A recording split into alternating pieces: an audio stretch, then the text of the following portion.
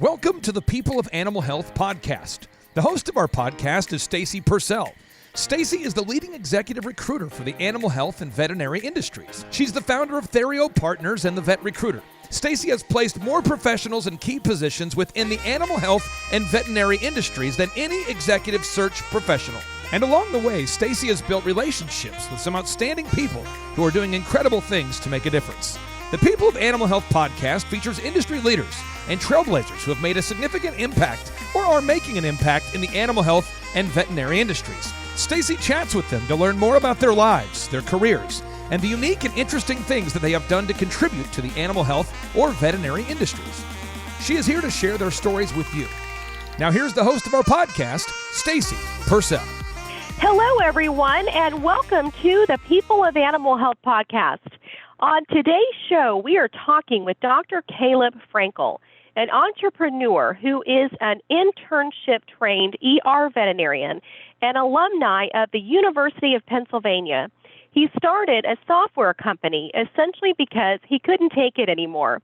He launched Instinct in 2017 as a new practice software platform focused on improving state-of-the-art hospitals through humanized software that incorporates true workflow improvement, decision support, patient safety tools, and charge capture automation. He also practices emergency medicine at the Veterinary Specialty and Emergency Center, an 80-doctor referral hospital in the greater Philadelphia, Pennsylvania area. Caleb previously served as Director of New Product Development at Brief Media, where he led the development of the Plums Veterinary Drugs app. Caleb, welcome on to the People of Animal Health podcast. We're excited to have you. And how are you today, Caleb? I'm great. Thanks for having me on the podcast. Well, Caleb, I know that you have already experienced success at this point in your career, but I would love to start off at the bottom in the very beginning of your career. What was your life like growing up, and where did you grow up?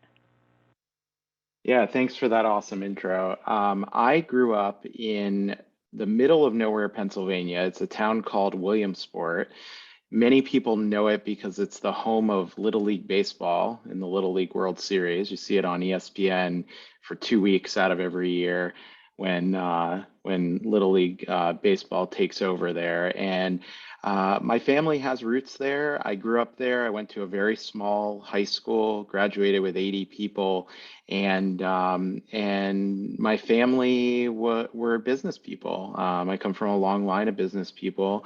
My grandfather and then my father owned a local store, and then continued work in various parts of business. And a lot of my upbringing was sort of shaped in that small town environment, far away from the city and in sort of the beautiful mountain part of Pennsylvania. Wow. So when did you first figure out what you wanted to do professionally?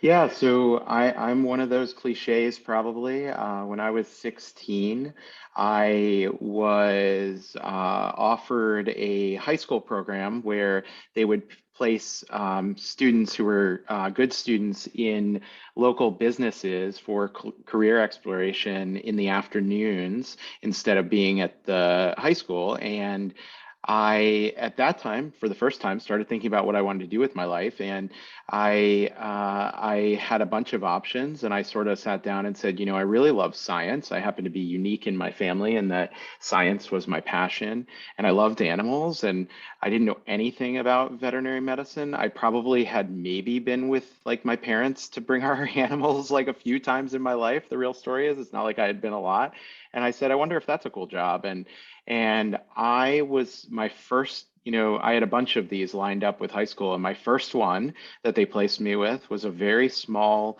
veterinary clinic with a veterinarian who did large animal medicine in the mornings, actually Amish farms, and then small animal medicine in the afternoons and the evenings. And I remember my first day there, we were, like many veterinarians, he was there till 8 o'clock at night. After the program ended at 4, I was supposed to go home. I didn't want to go home, so I asked if I could stay.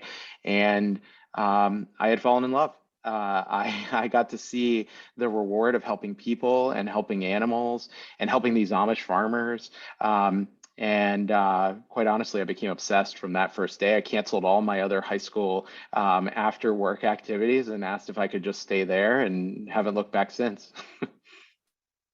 Wow, I love that story. Well, tell us the story of the very beginnings of your career. How did you get started in veterinary medicine?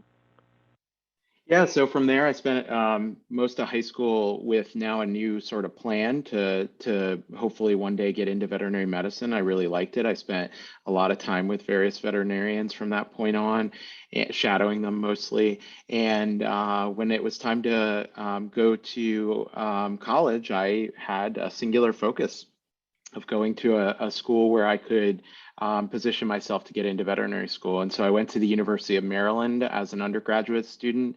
I chose that school because I looked at a lot of programs that had agriculture backgrounds, because I really had fallen in love with the large animal work, to be honest, even though I was from a strictly small animal background and knew nothing about farms or farm animals, except for my work with some of the veterinarians in my hometown. And I really loved it enough where I said I should probably do animal sciences at a land grant institution if I was serious about that, so that I could get up to speed with farm animals. And so I started looking at various schools and visited the University of Maryland, fell in love. That was an institution that really did shape my career, to be honest. And I'm the typical cliche. From day one, I had the same major, worked really hard, positioned myself to get into veterinary school, got into Penn, right, and went there right after Maryland. And Penn is where I graduated from veterinary school. And when I was at veterinary school, I started to spend some time in other industries and spend some time looking at more of the industry as a whole. I got the opportunity to work at a consulting firm called Booz Allen Hamilton, which many have probably heard of, where I was a subject matter expert helping teams working with the USDA on projects, for example.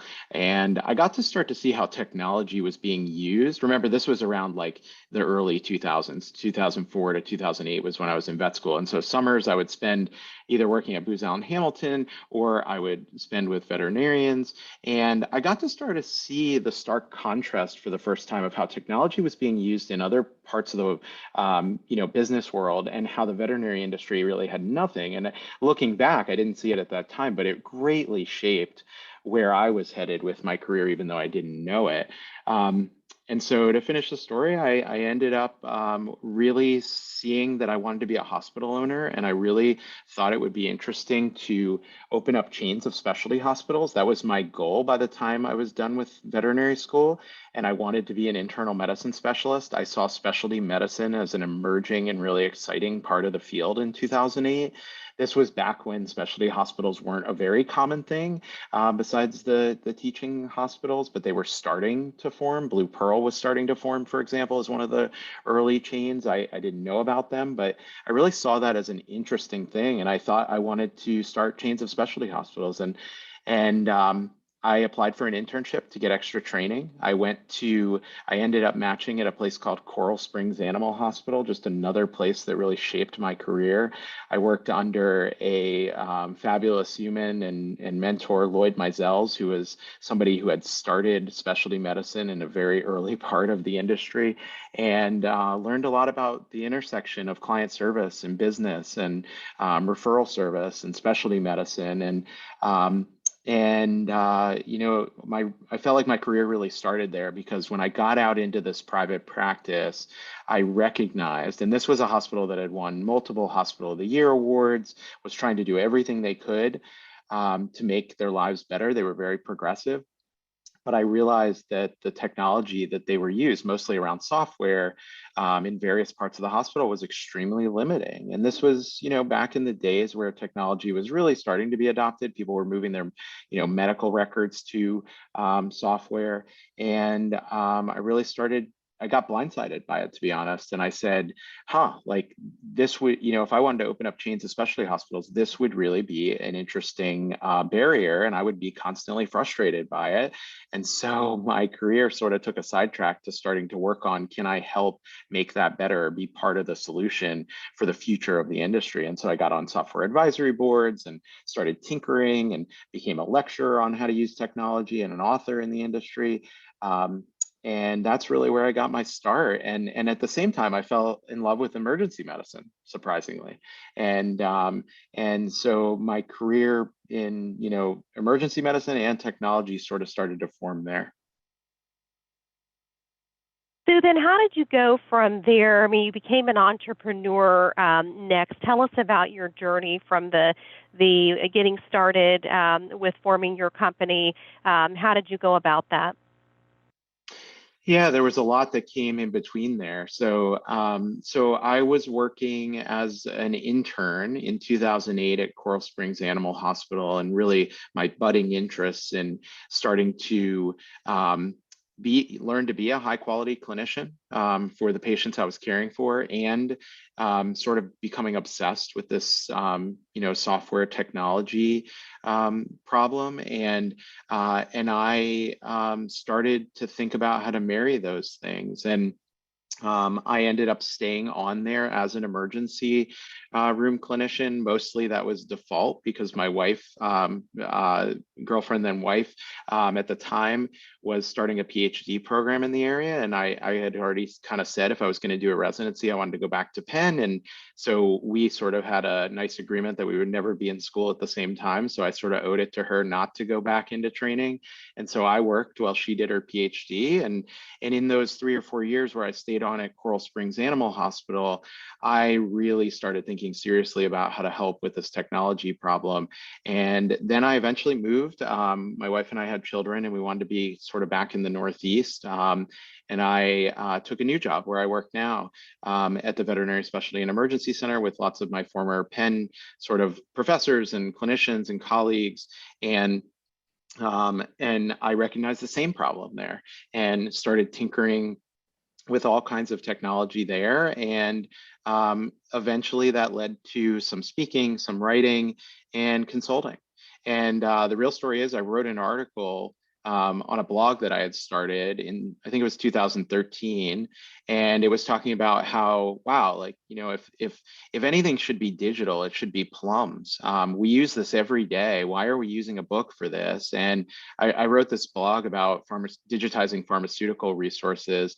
And the story about how this all started is the founder of a company called Brief Media, Elizabeth Green, she reached out to me, and I read Clinician's Brief, and she said, I saw your blog post about pharmacy. I'd love to talk to you. And so we met up at the next conference we were at together, and she sort of shared with me that they were starting to think about digitizing plums with the author Don Plum, and they've been looking for a veterinarian to help lead the team to make sure that, as they start their point of care software division, they had the right input. And she wanted to know if I would do some consulting. And then that eventually led to a job. I started working there as director of new product development, working hand in hand with the team, leading the team that built the Plums application back in 2013. And that was a transformative experience for me, because I was really given a job I wasn't qualified for, but I'm a learning animal, and I decided to do it and learned everything I could about working with software engineers and designing high quality software at the point of care and supporting it and commercializing it, and dealing with all the stakeholders in it. And that's really where I felt like my entrepreneurship journey sort of started. And at that time, I was working 50% in the clinic and 50% as director of new product development for Brief Media. And Plums became very successful, and I still had this burning interest to fix some of the bigger software problems. And really, I look back, and almost 8 years had gone by, and nothing really had changed. And I felt like a veterinarian should be part of this solution. And so I started to make early plans on what would become Instinct, which is the software company I started. One of the things that I heard you say, Caleb, you said you were put in a job that you weren't qualified for, and I think that's an interesting point there. How did you overcome that? How did you overcome being put in a job that you were not qualified for? I know you said a few things about that, but elaborate on that if you would. Yeah, I mean, I remember when I was offered that job, Beth will tell this story too. The real story is I declined it. I said, no, I'm not qualified for that, which I think would be a lot of people's reaction to an offer like that, right? And I can resonate with that. A lot of people call something similar to that imposter syndrome these days, right? And I turned it down sort of because I didn't feel like I was qualified, but also I felt like that was the job you'd take when you were burned out of your clinical job, maybe 10, 15, 20 years down the road. And I felt like, hey, I'm loving being a clinician. I'm not burnout. I am early in my career journey, and that just seems silly. And I had, my wife and I went out to dinner, and I remember, talking to her about this, and her reaction was, "Are you crazy?" And she really helped me through this because she was right. This was a stepping stone in what I was really interested in, which is solving some of these problems, having a bigger impact on my colleagues in the industry. And so, I remember calling Beth back and saying, hey, what if I did this half and half with clinical medicine and working for you, and I stay in the clinic, and that could be better for this. And we sort of came to an agreement that would be an interesting idea, and that helped me. And then the real problem started, which is I don't know what I'm doing. I don't know how to direct new software, new product development. I'm not a business person, but I surrounded myself with a lot of good people. I had trust from the leaders, and just one of those people who learns how to do things. And I have a lot of confidence in my ability to figure things out. That's something I've honed over the years, but I really do believe that, I could be given almost anything and I could figure it out. And that's just sort of my personality. And that's always helped me through those periods.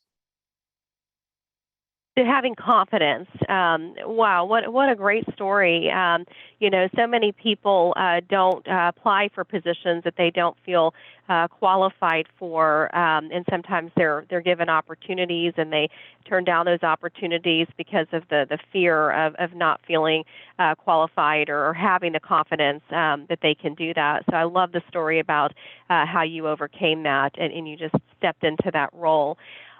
When did you first feel like you were truly beginning to gain traction with your career? You've done all these different things up to this point. Was there a point in time where you felt like I'm really gaining some traction with my career?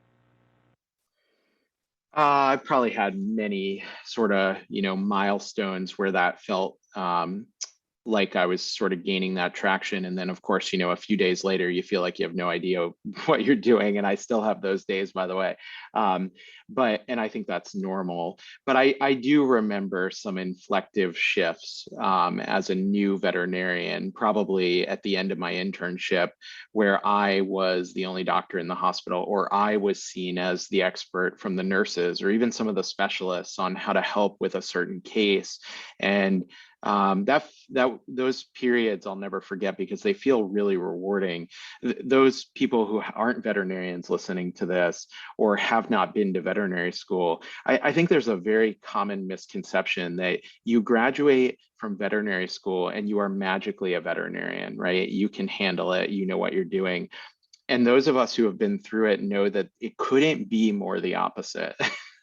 An internship was so transformative for me because it helped surround me with people to solidify my confidence and holes. I had an internship director who used to say that everybody graduates from veterinary school with a bunch of holes in their knowledge, and everybody has different holes, and nobody really knows how to put it all together. And in an internship, those holes get filled rapidly, and they come together rapidly because you have experts surrounding you in the right internship. And that's very true.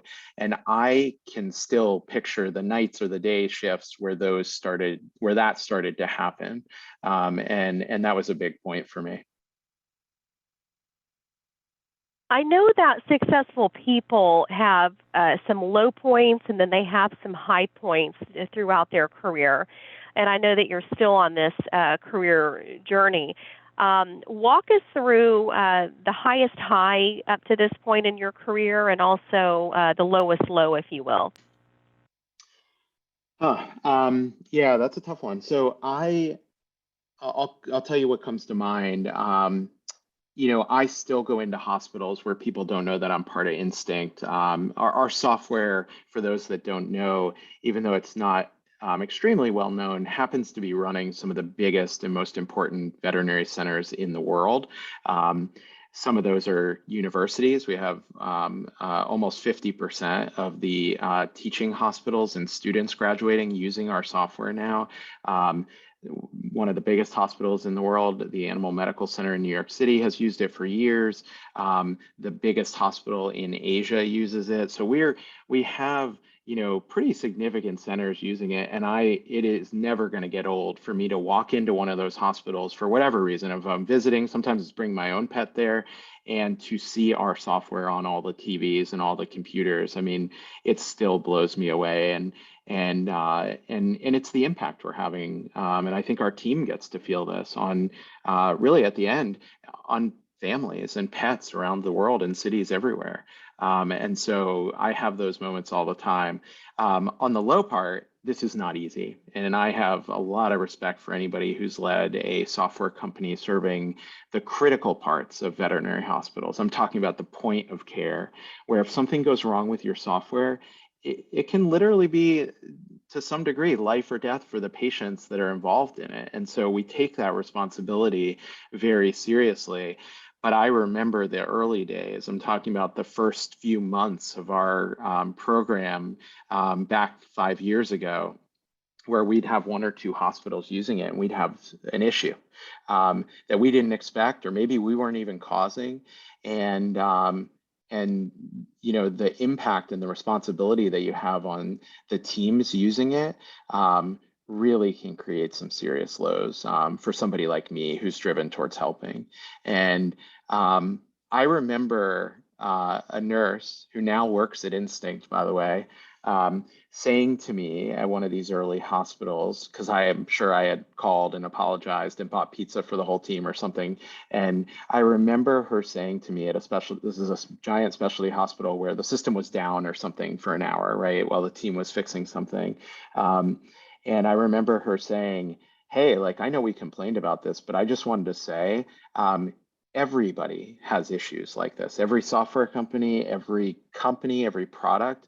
But I hope you know that how responsive you and your team is everything we could ask for and nothing we've ever seen before. And it dramatically changed how I think about any kind of issue that we have.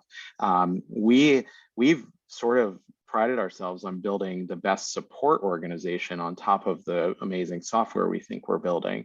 And that's more important sometimes to our users. And that moment really helped me, but it was a low moment for sure. And I will never forget those early days where you have those stressful periods.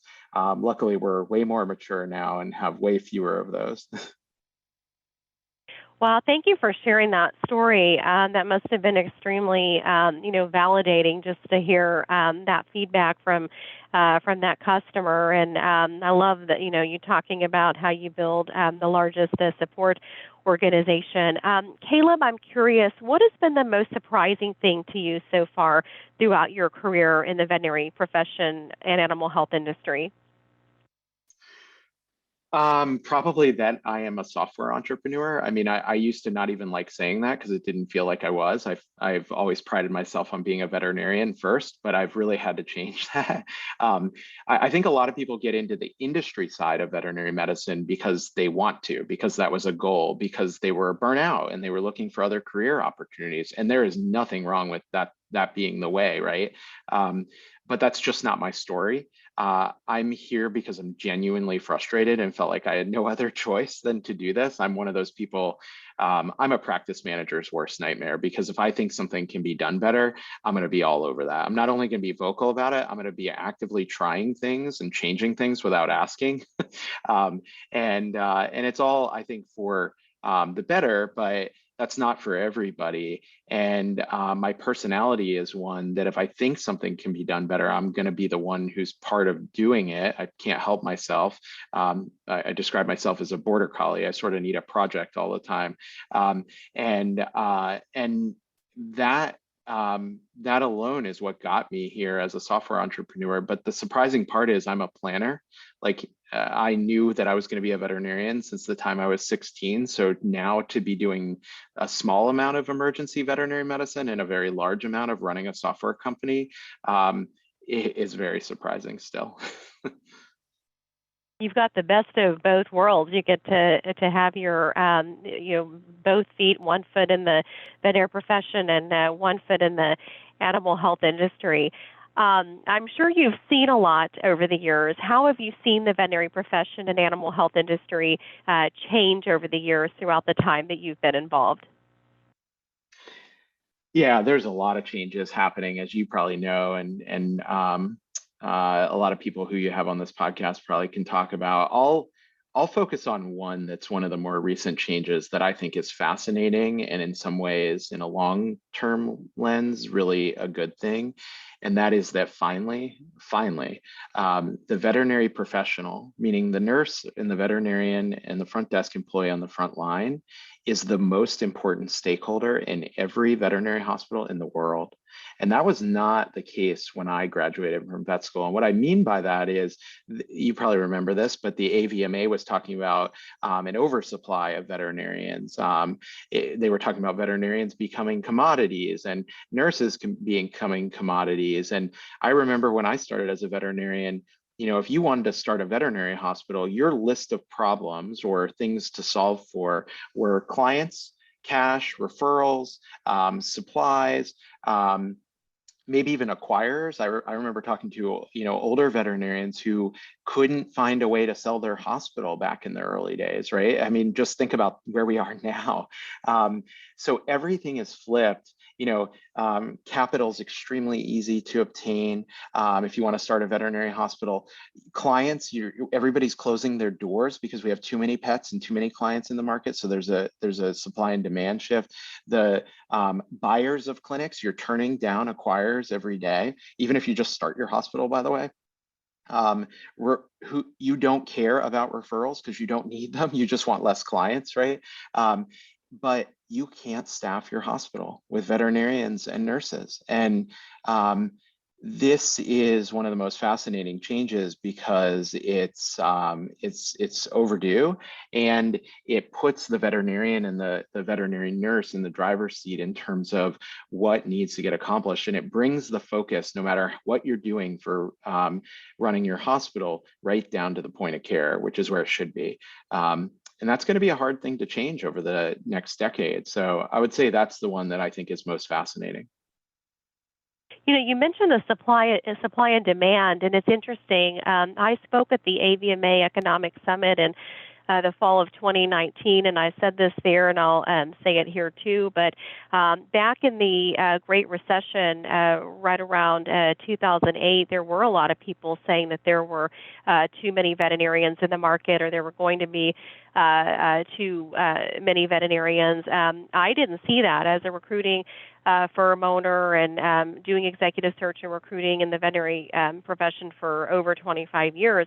I saw a shortage of veterinarians back around 2008. In fact, we had clients, we did more placements of veterinarians throughout the Great Recession than we had in the whole history of our company prior to that. And we had clients that were, complaining we cannot find a veterinarian anywhere. So I was scratching my head trying to figure out during this time, why are people saying that there are too many veterinarians? Because I always say, if you want to know what's going on, or you want to know what trends are happening in a profession, ask recruiters, because recruiters are talking to, hundreds, if not thousands of people a year. But I didn't see too many veterinarians at that time. And, now, as you just mentioned, now we've got a staffing problem. We've got a severe shortage of veterinarians and veterinary nurses as well. It's become the biggest problem for most employers in the veterinary space is hiring talent. Caleb, what does your crystal ball say about the future of veterinary medicine and the animal health industry? Um, I think is a lot going on, and I've said this for a couple of years now. We are going to look back, and this is going to feel like a transformative decade or 20-year period for veterinary medicine. It really feels that way. Um, there's a lot of new clinic models starting up. There is a lot of outside money finally recognizing how interesting veterinary medicine is. But and there's a lot that's going to change because of that. But I'll tell you one thing: the crystal ball tells me that one, pets, are going to continue to become a much bigger part of society. We are on 100-year trend. Most people think of pets becoming family members more and more and more, if that sounds even possible to those of us in the industry, but it is. Um, we are on probably 100-year trend of insurance for at least pet, small animal health care becoming a bigger thing, and probably large animal. In other countries, it's north of 50%. In the US, I don't know what the recent statistic is, but let's say it's under 4 or 5%. And so all of that points to animals are going to need veterinarians. That is going to be really hard to change. It is the foundation. There are legal, knowledge, professional barriers to anything changing around that simple fact. And so if you are looking for problems to solve, you should start right there. Mm-hmm. Yeah, that's really good. Well, tell me about, I would like for you to share with the listeners about the kinds of projects that you're up to today. And also, what does a typical day look like for you these days? Yeah, so Instinct, for those who don't know, is a company that we started in 2017. We started it as a way to start to make a dent in workflows in especially the very large emergency specialty teaching hospitals. We built a sort of a whiteboard and workflow platform that plugged into the existing practice management software to help get people off paper and connect their workflows and automate charge capture and step in and help make sure patients are safe and teams go home on time. Those were really our focuses. Now we've transitioned. We offer 3 products today. One is our treatment plan, which lots of people know us for. 2 is a full practice management software for those who want something fully unified and different, and that is brand new as of last year. Many don't know about it, but will soon. And 3, we started at the end of last year and launched the first e-prescribing platform for veterinary teams, meaning a way to finally get off fax machines and paper to handle outside prescriptions like the human health field has had for decades, and do it in an agnostic way, meaning you can send them to multiple pharmacies, not an individual pharmacy. And this is, where the future's headed. And, when it comes to projects, I always say, we'll keep taking on problems until we feel like some of this is solved. And we're in a great position. We have a team of about almost 60 people now. Most people don't realize that on the Instinct team. We're a much bigger company. And we have built this really unique squad of sort of 50% animal health experts, nurses, CVPMs, veterinarians. We have 10 veterinarians on our team, and technology experts, senior expert software development. We don't outsource anything. And we built this really unique team who sort of has a mission around what we're doing for our hospitals. And so I think you'll hear more and more about what we're doing, and we're really proud of where we are, but we're not even close to done. We talk a lot about how this is really just year 1 of 20 plus of what we're trying to solve for this industry. And we think we're really making a dent so far. So that's the first part. I think the second part, what does my day look like? Well, I have 3 young children and a gaggle of animals, as you'd expect. So it's not all work, but from a work perspective, I am an early riser. So probably shouldn't put this out here because people start emailing me early, but I get up around 5:30 Eastern. I secretly get most of my things done for the day before the world wakes up. It's my superpower. And then I'm mostly there for my team or for other meetings during the rest of the day. And I use a lot of technology, as you can imagine. One interesting thing is the Instinct team is a fully remote organization, and we've been that way since pre-pandemic. We, in 2018, made a conscious decision to build an organization with no office. And that's weird, but becoming way more common, obviously. When the pandemic hit, we were already used to swatting our dogs and kids out of the video screen and knew how to be productive from home while others were learning. But this is something we're very committed to, and it allows us to find talent in any place, including outside of the US. Well, that's, I look forward to hearing more about that too. We'll have to have you back on the podcast again in the future so you can share more about the work that you're doing. Caleb, what mentor has had the biggest impact on your career? I've had a lot of mentors. You don't do some of the things that I've done without them. That's really the secret. I mean, everybody who's done this has mentors. And, from a veterinary standpoint, I've had too many to mention, to be honest. Some I work with still now. As a software entrepreneur, somebody named Rick Genzer, who is a sort of a software entrepreneurship guru in the Philadelphia area, stumbled into my world back in 2015 or 16 when I was really thinking about doing this, and has become somebody who really helped accelerate me as a CEO and an entrepreneur, and shaped some of the strategy behind Instinct in the early days. And he's been instrumental in terms of helping me and Instinct be successful. What advice would you give the younger version of yourself if you were just starting out? Well, I certainly don't have any regrets. I think I'm very lucky in hindsight in many ways of the timing of what I've done, both as a emergency veterinarian interested in specialty medicine and somebody who's working on technology. We started Instinct late enough in the 2000s that we are able to take advantage of some of the amazing technology, tech stacks, code tools that some of my predecessors who started software companies unfortunately weren't able to, and now are sort of locked into the technology they use. And that's a really amazing thing for us. We also started it early enough that hospitals haven't, en masse, had to gravitate to clunky software. And in the early days, a lot of hospital owners would describe, X, Y, or Z software as the oasis in the desert, but really it's a desert. And I've heard people say that to me, and we're trying to change that by giving something that really makes your team smile at Instinct. And so, in terms of my early self, I guess I would say one thing that I've learned is nobody actually knows how to do this, like what we're doing. We're the first, ones to do this very specific thing the way we're doing it. And don't get too caught up in, what number style of pen, your favorite author used. That doesn't matter. It's just a distraction. And what I've learned is nobody really knows what to do. And so think for yourself, evaluate advice critically as a data point, like you're used to doing as a clinician, and keep moving forward one day at a time. That's good advice.